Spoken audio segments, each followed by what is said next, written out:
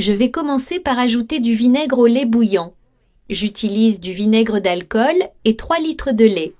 Et avec ma spatule, je vais bien remuer le lait. Et je vais attendre que le lait caille complètement avec ce vinaigre. Ce processus est très rapide. Le lait a déjà bien caillé, donnant une texture parfaite pour la recette.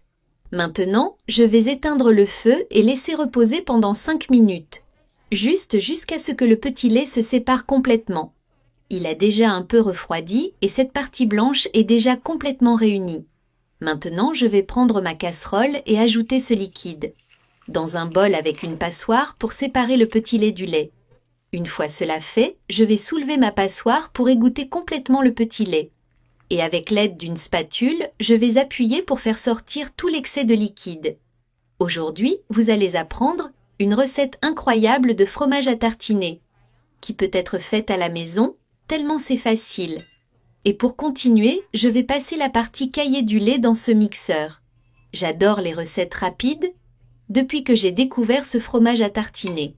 Je ne l'achète plus dans les supermarchés. Une recette qui nécessite peu d'ingrédients, pleine de saveurs et prête en quelques minutes.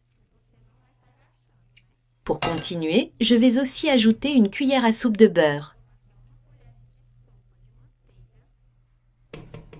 une demi-cuillère à café de sel et enfin un peu de lait pour aider à mixer dans le blender.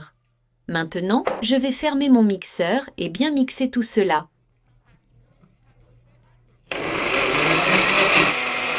Le mélange reste très consistant, je vais ajouter un peu plus de lait. Au total, j'utilise une demi-tasse de lait. Et je vais allumer le mixeur pour mixer à nouveau.